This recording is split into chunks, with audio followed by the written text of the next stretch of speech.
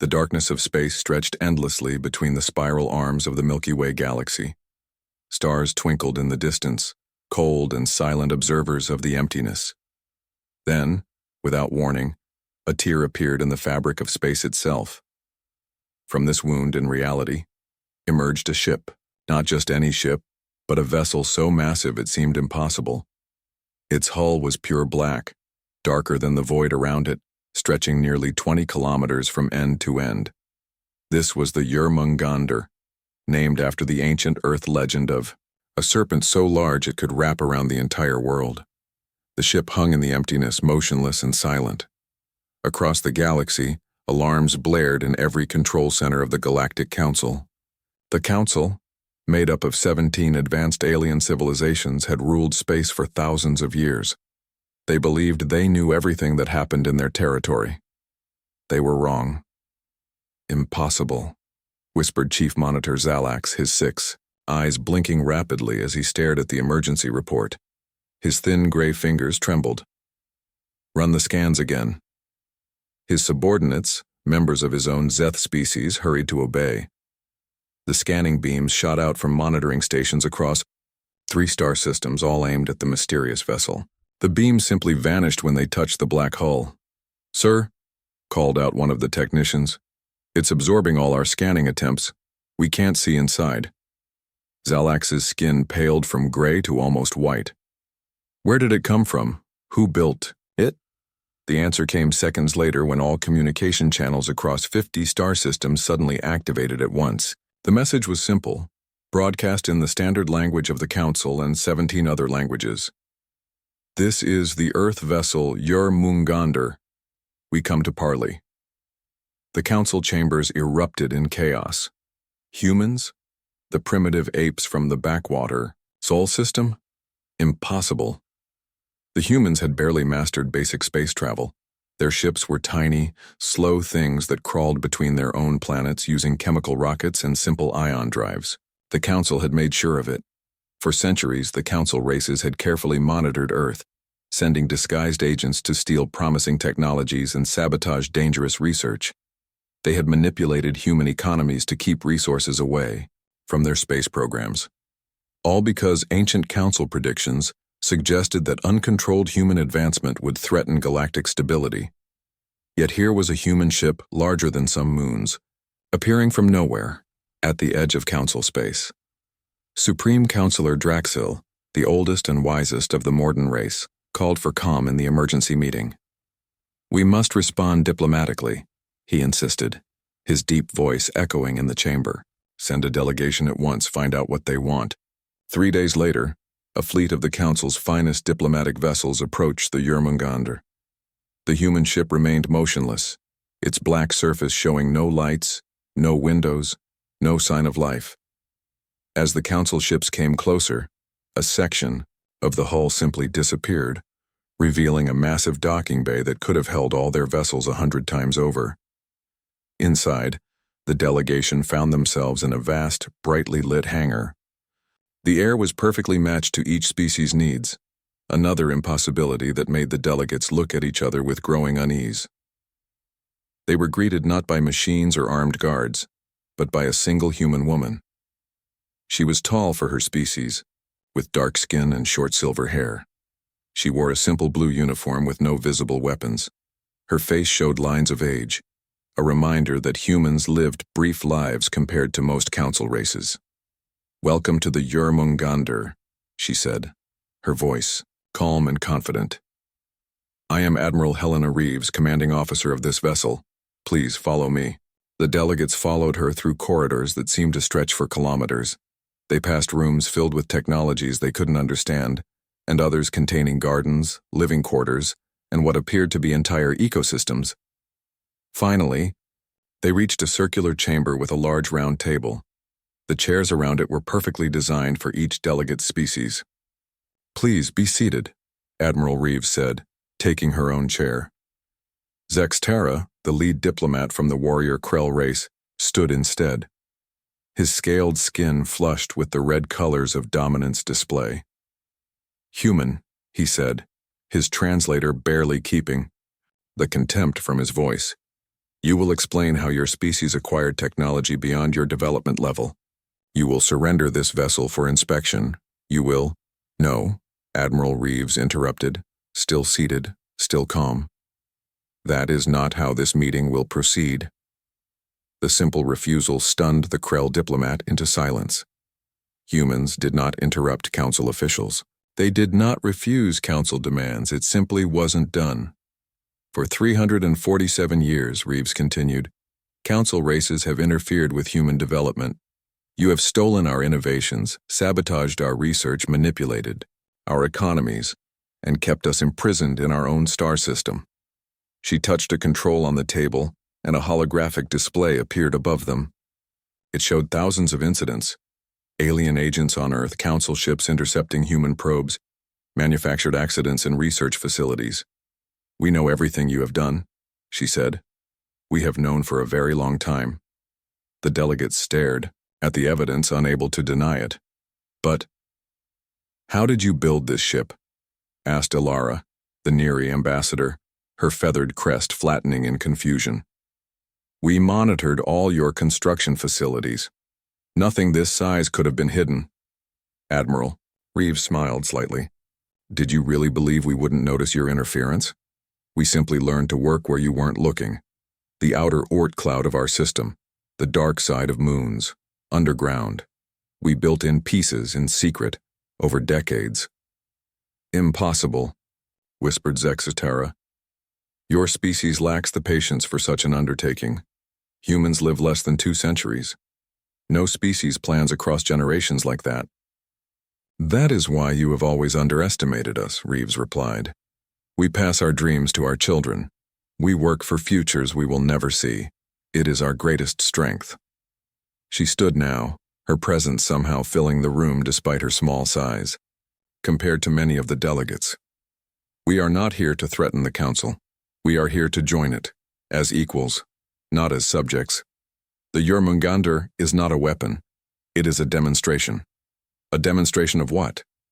Asked Draxel, the Supreme Counselor, speaking for the first time. Reeves looked directly at him, her dark eyes reflecting the stars visible through the transparent ceiling above them. Of what humanity can accomplish when we set our minds to a task, and what we will do if you continue to stand in our way. The council delegation sat in stunned silence. Finally, a Zelvan diplomat leaned toward his colleague and whispered the question they were all thinking. How did they build something like this without us knowing? Admiral Reeves heard the whisper with her enhanced hearing and smiled. That, she said, is only the beginning of what you don't know about us. 3 days after the first meeting, the council delegation returned to the JÖRMUNGANDR. This time they brought their best scientists and military observers. Admiral Reeves welcomed them with the same calm confidence as before. Today, she said, leading them through different corridors than their previous visit, I will show you what humanity has truly accomplished. The delegation followed her into what appeared to be a garden. But this was no ordinary garden.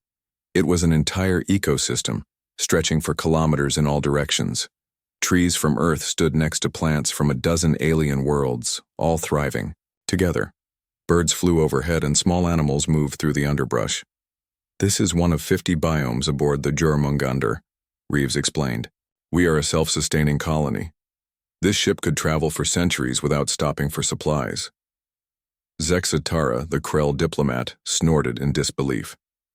No ship this size could be fully self-sufficient. The energy requirements alone would be easily met by our quantum displacement drive, Reeves interrupted. She gestured and a wall became transparent, revealing a massive chamber where a sphere of blue-white energy pulsed gently between curved metal pillars. The alien scientists in the delegation gasped. One of them, a Morden physicist named Keltor, stepped forward with trembling hands. Impossible, he whispered. The equations for quantum displacement have been proven unsolvable. The energy requirements would approach infinity. Admiral Reeves smiled slightly. Proven unsolvable by whom? The Council's scientific authority? The same authority that has suppressed and stolen human innovations for centuries?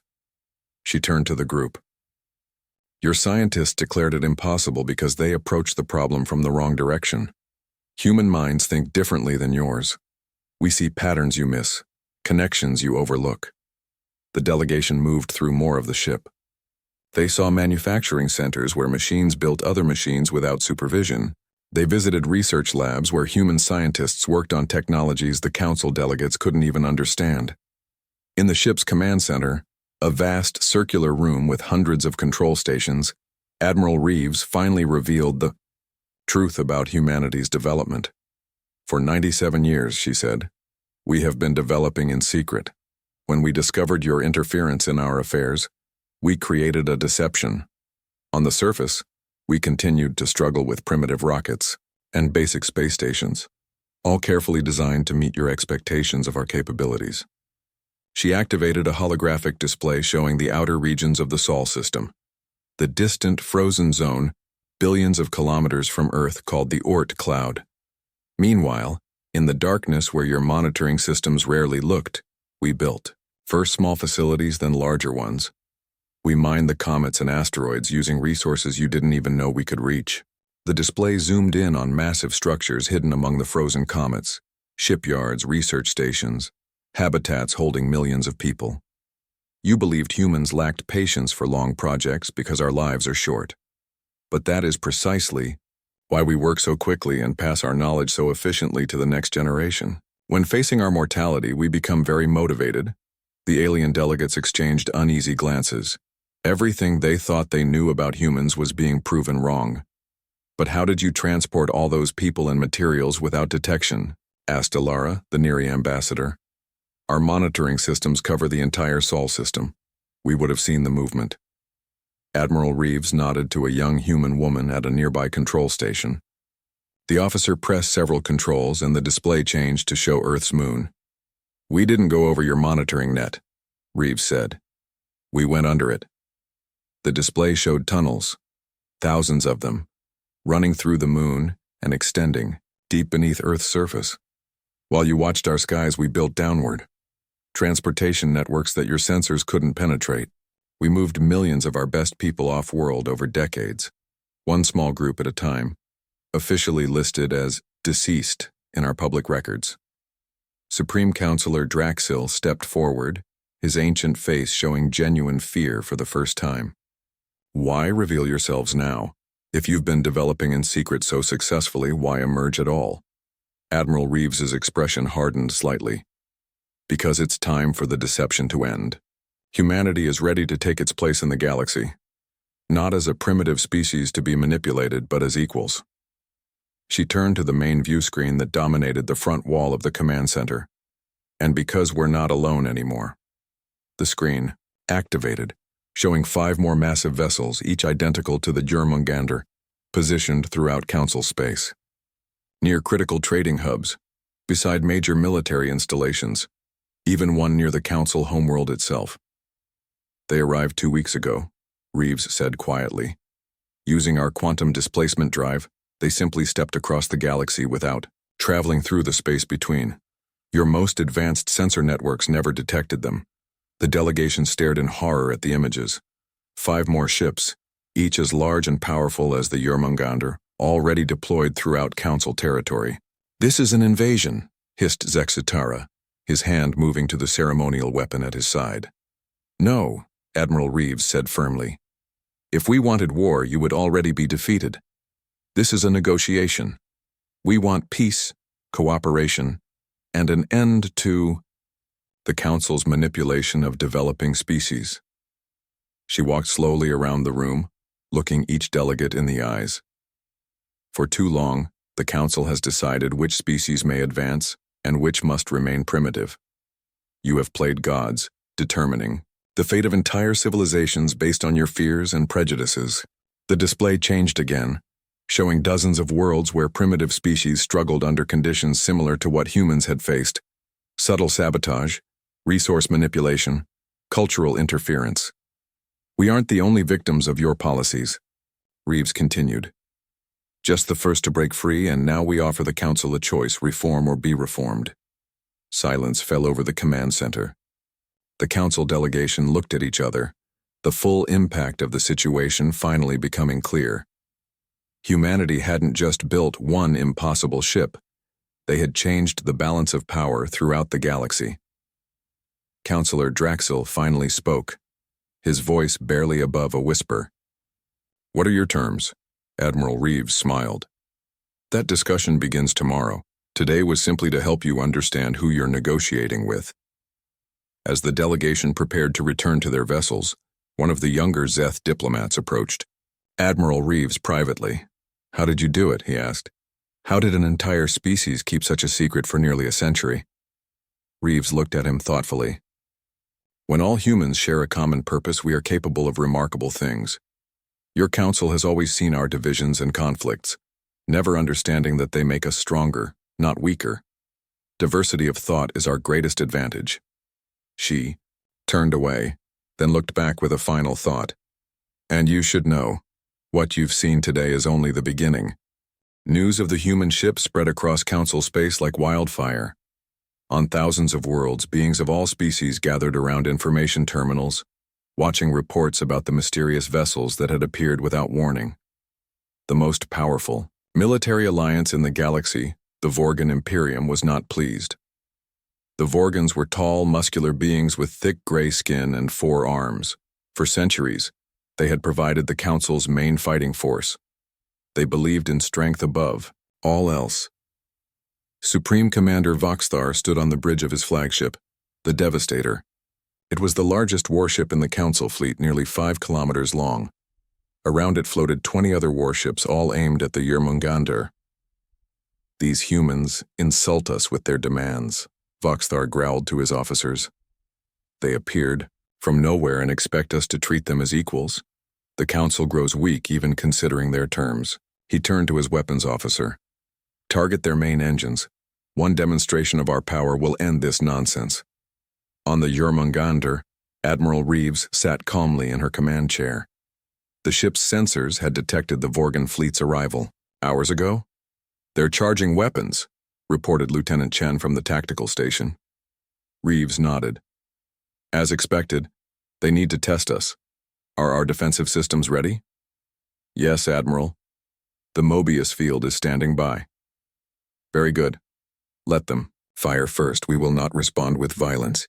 Across the room, Council Delegate Alara watched with growing alarm. "Admiral, the Vorgan fleet carries planet-killer weapons. You must flee or fight back." Reeves only smiled. "There's a third option, Ambassador. Watch and learn." On the Devastator, Supreme Commander Voxthar gave the order. "Fire." 21 warships fired their main weapons simultaneously. Beams of energy bright enough to vaporize moons streaked across space toward the JÖRMUNGANDR. Aboard the human vessel, Admiral Reeves spoke a single word. "Activate." Lieutenant Chen pressed a sequence of controls. A soft hum filled the ship as the Mobius field engaged. Outside, the space around the JÖRMUNGANDR seemed to twist. The energy beams from the Vorgan fleet approached, then curved, looping around in impossible patterns. Some beams formed perfect circles, endlessly chasing their own tails.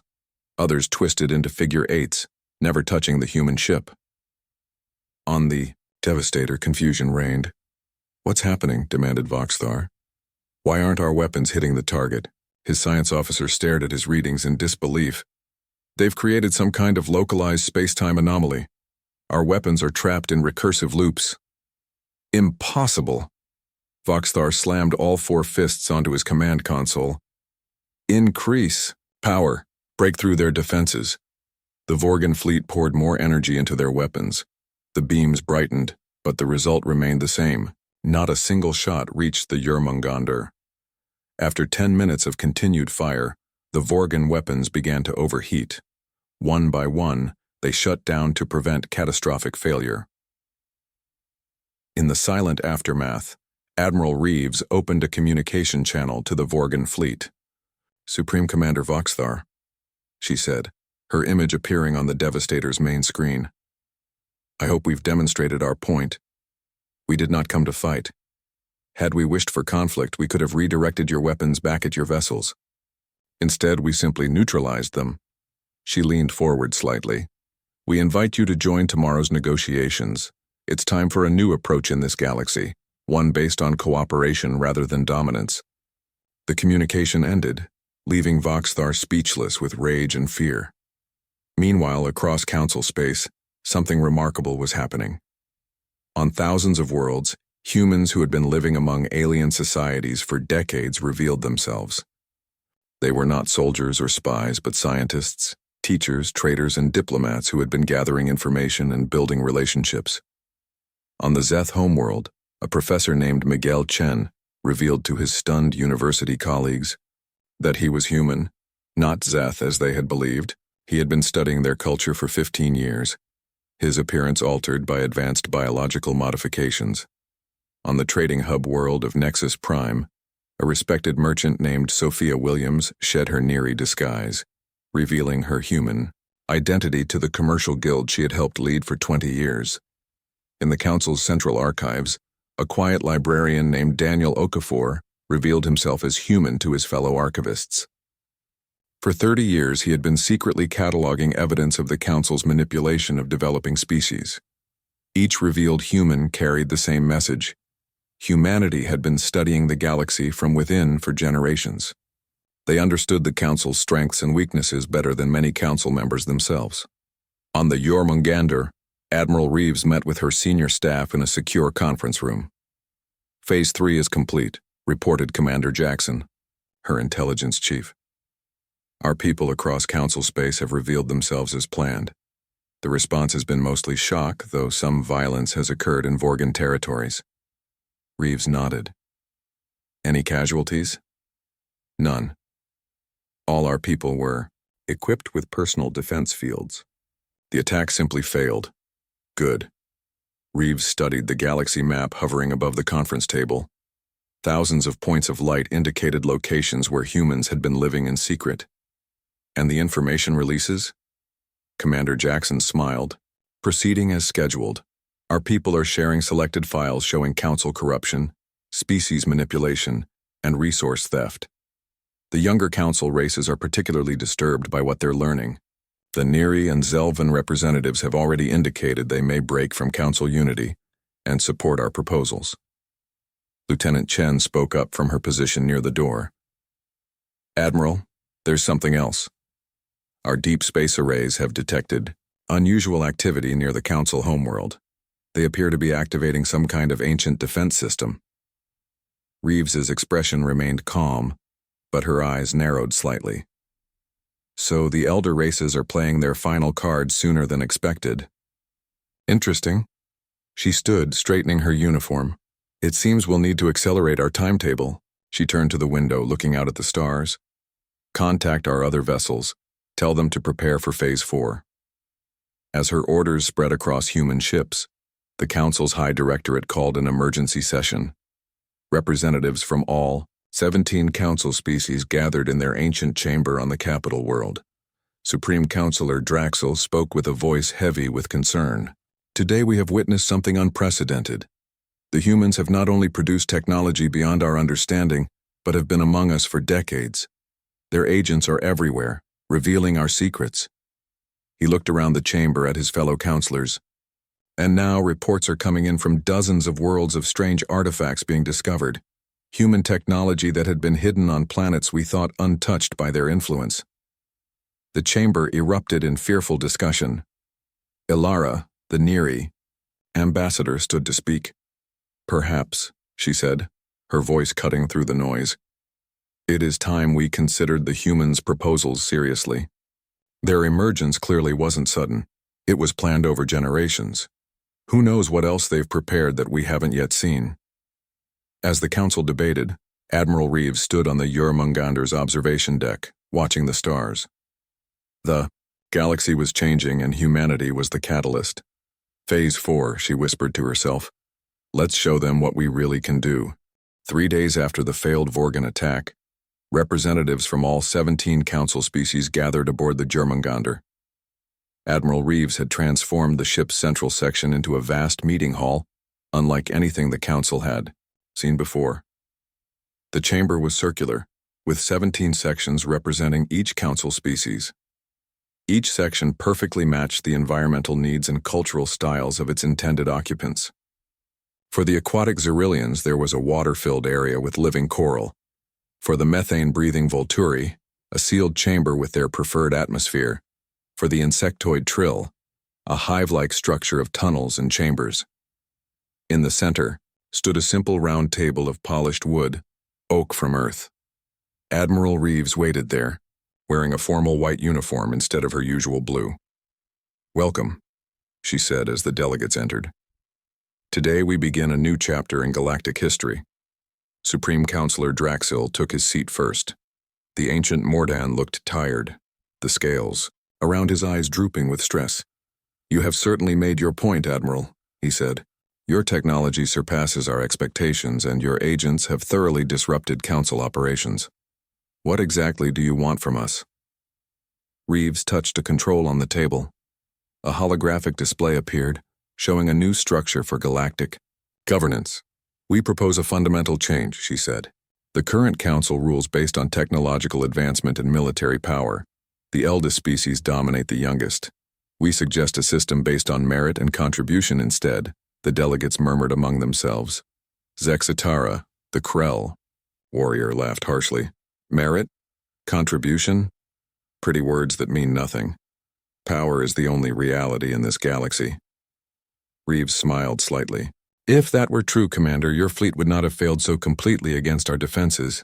She gestured, and the hologram changed to show dozens of worlds where developing species struggled under Council restrictions. Every species has something valuable to offer. The Trill's mathematical insights, the Neri's ecological harmonies, the Zelvan's artistic perspectives. Even the youngest, most primitive species have unique ways of seeing the universe. From the Zelvan section, Ambassador Trellis spoke up. She was tall and slender, with purple skin and silver hair that seemed to float around her head. "The humans speak truth," she said. "My people have long questioned the Council's treatment of developing worlds. We were once subjected to similar restrictions ourselves." Other younger species representatives nodded in agreement. The chamber divided visibly, elder species looking defensive, younger ones leaning forward with interest. Reeves continued, "We propose a new galactic assembly where all spacefaring species have equal voice. Decisions would require broader consensus, not just the approval of the eldest members." "Ridiculous," bellowed Voxthar, the Vorgan commander. "You would give primitive species the same authority as those who have guided galactic civilization for millennia?" "No," Reeves replied calmly. "We would recognize that primitive is a matter of perspective. Your species may have mastered faster than light, traveled 10,000 years ago, but humans solved quantum displacement in less than 500 years of scientific development." She walked slowly around the table. "Perhaps if you hadn't been so busy suppressing other species' growth, you might have discovered it yourselves." The negotiations continued for hours. The Elder Council races resisted every proposal, while the younger species grew increasingly supportive of human ideas. What began as formal discussion gradually transformed into passionate debate about the future of the galaxy. During a break, Ilara, the Neri ambassador, approached Admiral Reeves privately.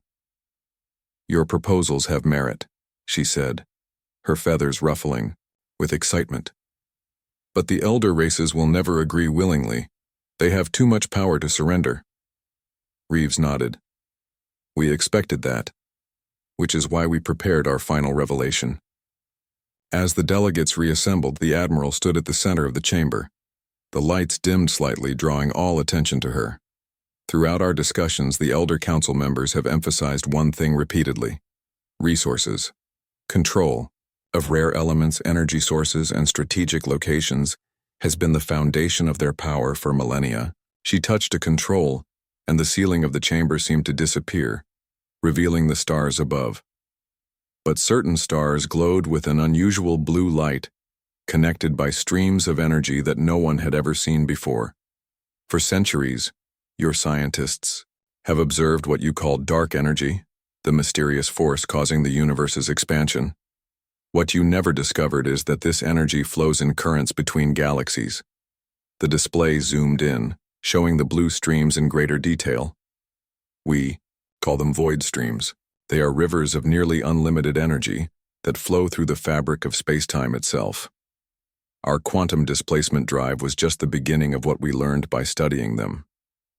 The council delegates stared in stunned silence.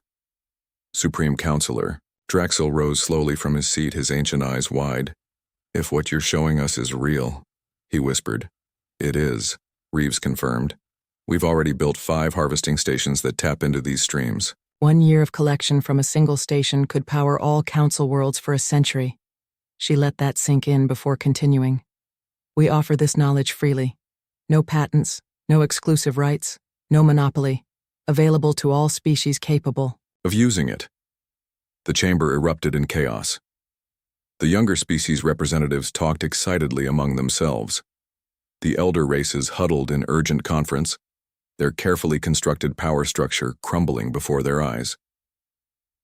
Voxthar stormed toward the exit. "The Vorgan Imperium will not stand for this. You undermine millennia of established order." The established order, Reeves called after him, was built on artificial scarcity and deliberate suppression. Those days are ending, Commander. You can help shape what comes next, or you can be left behind. After the Vorgan departed, other elder species representatives followed, including the Krell and the Morden, but 7 species remained, all from the younger council races. Trellis, the Zelvan ambassador, approached the central table. "The Zelvan Consortium supports the human proposals. We would join this new galactic assembly." One by one, the remaining species declared their support. Nearly half the council had aligned with humanity in a single day. As the new allies discussed next steps, Lieutenant Chen entered the chamber and whispered urgently to Admiral Reeves. The Admiral's expression remained calm, but her eyes hardened. "It seems," she announced to the remaining delegates, "that the elder races have activated an ancient weapon system hidden in the galactic core. They call it the Sundering Cascade." Ilara gasped. "That's just a legend. A doomsday device that could collapse all artificial wormholes and quantum fields in the galaxy. It would isolate every star system from each other, ending galactic civilization as we know it." Reeves nodded grimly. "Sometimes legends are based on truth. They're threatening to use it unless we withdraw our proposals and surrender our ships." The chamber fell silent. Then Admiral Reeves smiled, a confident, almost predatory expression.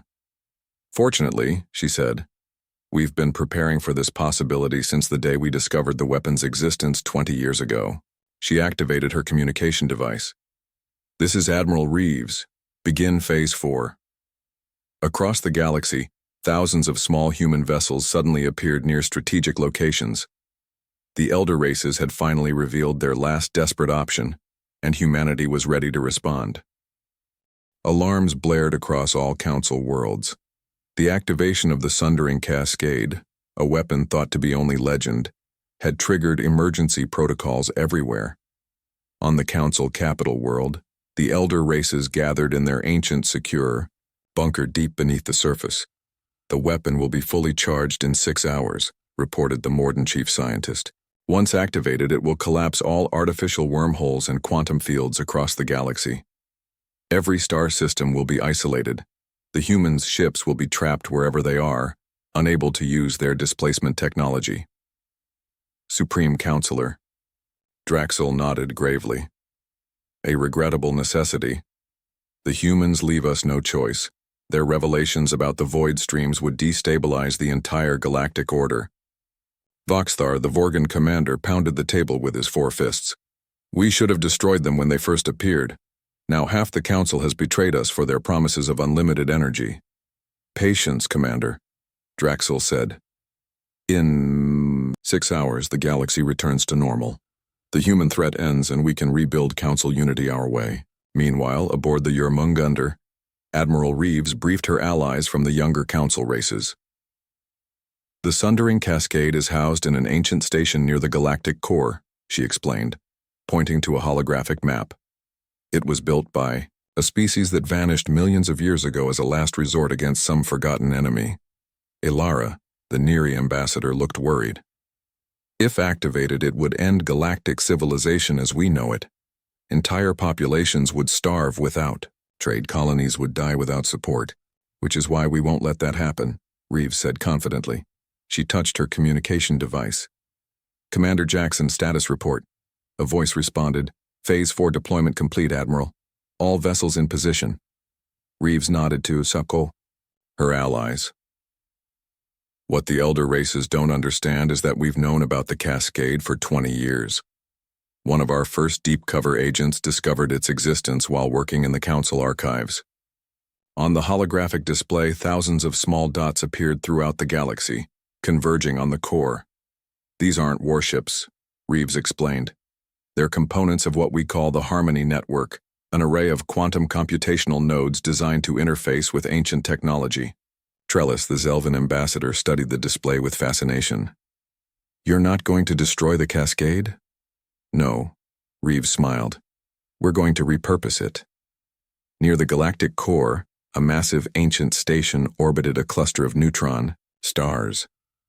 Its surface was covered with symbols from a long-dead civilization, its interior filled with technology no modern species fully understood. The station had been drawing power from the neutron stars for millions of years, storing energy for its single devastating purpose. Around this station, 3 Council warships stood guard. Their sensors detected the arrival of hundreds, then thousands, of small human vessels appearing from quantum displacement jumps. Each vessel was roughly the size of a small shuttle with no visible weapons. They're surrounding the station, reported a Vorgan officer on the lead warship. Should we open fire? The captain hesitated. Their vessels are too small to pose a threat to the station's defenses. Hold position and observe. The human vessels formed a perfect sphere around the ancient station, linking together with beams of blue energy, the same color as the void streams Admiral Reeves had revealed. The JÖRMUNGANDR, Reeves and her allies watched the operation unfold. Those vessels contain the most advanced quantum computers humanity has ever built, she explained. Together they form a neural network more complex than any mind in the galaxy. Lieutenant Chen reported from her station. Network synchronization. At 87% and climbing, the vessels are establishing connection with the Cascade's control systems. In the Council bunker, alarms suddenly blared. What's happening? Demanded Draxil. The Morden scientist stared at his displays in horror. Something is infiltrating the Cascade systems. The humans, they're attempting to take control of the weapon. Impossible, Voxthar roared. The technology is beyond even our understanding. How could they possibly? They're not trying to understand it, interrupted the scientist. They're communicating with it. Their approach is completely different from anything we've tried. On the screens, they watched as the human vessels continued to form new patterns around the station, adapting in real time to the ancient defenses. Order. Our ships to destroy those vessels immediately, Draxil commanded. The Council warships opened fire, their energy weapons cutting through space toward the human vessels. But the vessels simply shifted position slightly, creating gaps in their formation that allowed the beams to pass harmlessly through. Back on the JÖRMUNGANDR, Commander Jackson reported, Network synchronization at 100%, Admiral. We've achieved interface with the Cascade's core systems. Reeves nodded. Begin the reconfiguration. The blue energy connecting the human vessels intensified, flowing into the ancient station. The station's surface began to glow with the same blue light, its ancient symbols shifting and changing. In the Council bunker, the screens went dark, then returned showing a transmission from Admiral Reeves. Supreme Counselor Draxil, she said calmly. You should know that we've successfully gained control of the Sundering Cascade. But unlike you, we don't intend to use it as a weapon. The screens showed the ancient station transforming, its energy, conduits redirecting from destruction to creation. We're reprogramming it, Reeves continued. Instead of collapsing quantum fields, it will generate them, creating a galaxy-wide communications network that bypasses all physical limitations. The implications dawned on Draxil's ancient face. You're connecting every world directly, without Council control of the communication channels? Exactly, Reeves said. For too long you've controlled what information reaches developing worlds. You've edited galactic history, hidden truths, manipulated perceptions. That ends today. On thousands of worlds across the galaxy, communication systems suddenly activated on their own. Screens displayed a simple message in hundreds of languages. The truth is now available to all. What followed was a comprehensive history of the galaxy, showing how the Elder Council races had manipulated countless species over millennia. The evidence was irrefutable, drawn from the Council's own secret archives that human agents had been accessing for decades. But alongside this damning evidence came something else: humanity's offer of partnership and their discovery of the void. Streams, shared freely with all species. In the Council bunker, Draxel watched his millennium-old power structure crumble in minutes. The younger Council representatives who had remained loyal were already receiving messages from their homeworlds demanding explanations. "What have you done?" he whispered. On the screen, Admiral Reeves replied simply, "We've created a level playing field, Counselor. For the first time in galactic history, every sentient species can speak to each other directly, without your filters or control." She looked directly at the ancient Morden. "You can fight this change and be left behind, or you can join us in building something better. The choice is yours." As reports flooded in from across the galaxy, the Elder Council leaders realized the full scope of what had happened. The humans hadn't just neutralized their weapon, they had transformed it into a tool that fundamentally changed galactic society forever. On the JÖRMUNGANDR, Admiral Reeves turned to her new allies. "Phase 4 is complete," she said. "Now we begin the real work, building a galaxy where advancement is shared, not hoarded, where cooperation replaces domination."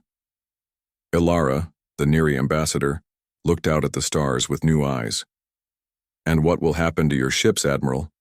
Will humans dominate us instead?" Reeves smiled. "No.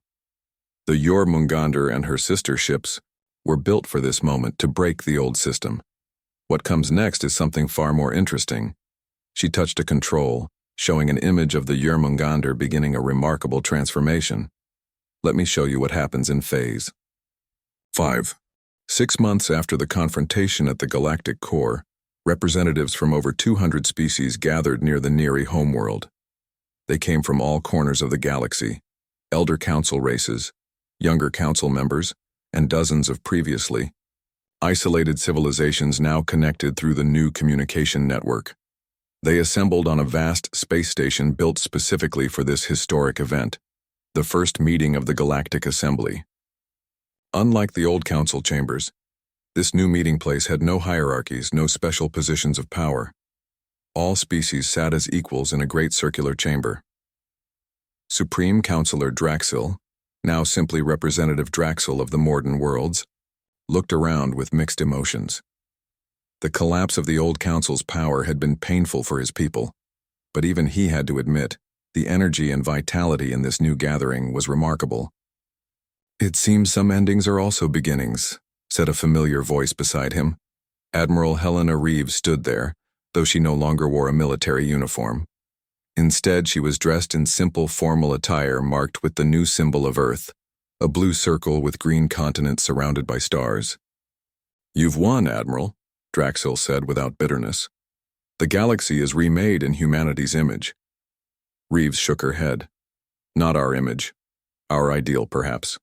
But this assembly belongs to all of us now." She gestured to where Vorgan representatives sat beside delegates from worlds they had once threatened. Former enemies were engaged in passionate but peaceful debate. "Even your old ally Voxthar seems to be adapting," she observed. The former Vorgan commander was indeed present, speaking animatedly with representatives from several developing worlds about defense cooperation. "The void stream technology you shared has changed everything," Draxel acknowledged. "When energy is no longer scarce, many old conflicts become pointless." Reeves smiled. "That was always our hope. Now, shall we witness the final phase?" The assembly session was called to order by Ilara, the Neri ambassador, who had been elected the first speaker of the new assembly. After addressing various organizational matters, she turned to the main event. "Today," she announced, "we witness the completion of the JÖRMUNGANDR's transformation. The vessel that first challenged our understanding of what was possible will now become something entirely new." On massive screens throughout the chamber, the JÖRMUNGANDR appeared. The enormous black ship had already begun to change. Its sleek military lines were gone, replaced by a structure that was opening like a flower in space. For the past 6 months, Reeves explained as she took the speaking position, the JÖRMUNGANDR and its 5 sister ships have been undergoing a metamorphosis. They were built not just as vessels of change, but as seeds of something greater. On the screens, the transformation continued. The ship's outer hulls unfurled completely, revealing vast interior structures filled with gardens, habitats, and scientific facilities. The JÖRMUNGANDR was named after an ancient Earth legend, a serpent so large it encircled the world, binding all things together. Today it fulfills that purpose. The 6 transformed ships moved into a circular formation.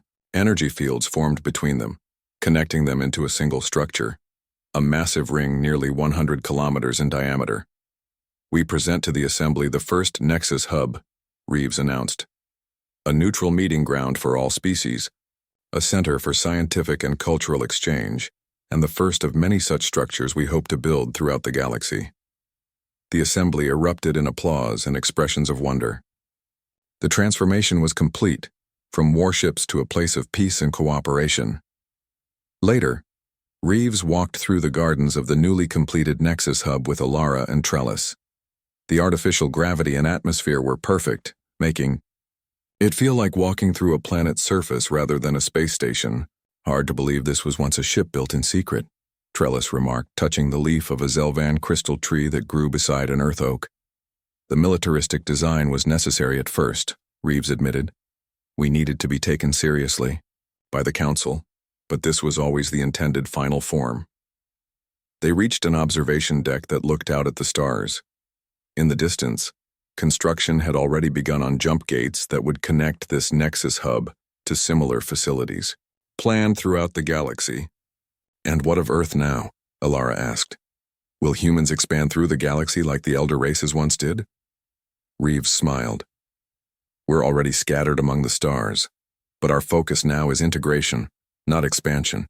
Humanity's strength has always been in our adaptability and our ability to learn from others. Some of the elder races still resist change, Trellis noted. The Krell have barely participated in assembly activities. Change takes time, Reeves said. For species that have lived the same way for thousands of years, 6 months is hardly a moment. They'll join us eventually, on their own terms. A young human aide approached them, informing Reeves that the Earth delegation requested her presence. She excused herself, leaving the 2 alien representatives looking out at the stars. Do you trust them? Trellis asked Alara once Reeves had gone. The humans achieved in a century what our species struggled with for millennia. Their power is still overwhelming.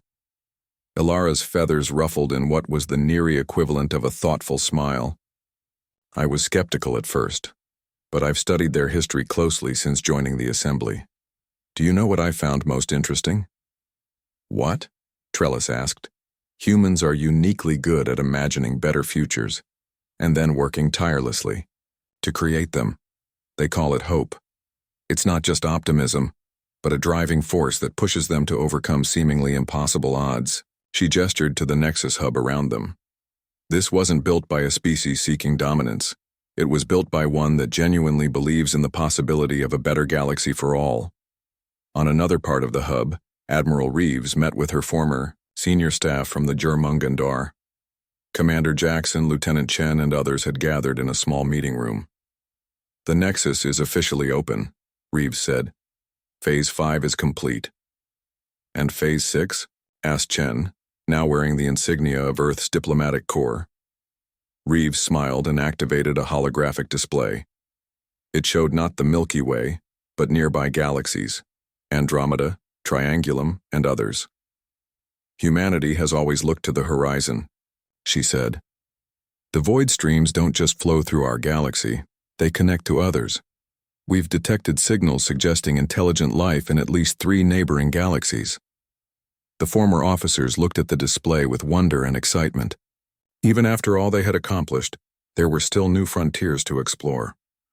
How soon can we establish contact? Jackson asked. That, Reeves said with a smile, will be the work of the next generation. Our job was to free the galaxy from the old order. Their job will be to connect us to something even greater. As the meeting concluded, Reeves walked alone to the very center of the Nexus Hub. There, a memorial had been placed, a simple stone column engraved with the names of every human who had worked in secret over 9 decades to make this moment possible. Many had lived their entire lives knowing they would never see the final result of their labors. She placed her hand on the sun-warmed stone, feeling a connection to those who had come before. One ship had appeared and the galaxy had fallen silent at JÖRMUNGANDR. But the silence had given way to a new conversation, one where all voices could be heard, and somewhere, far beyond the boundaries of the known galaxy, new voices waited to join that conversation. The end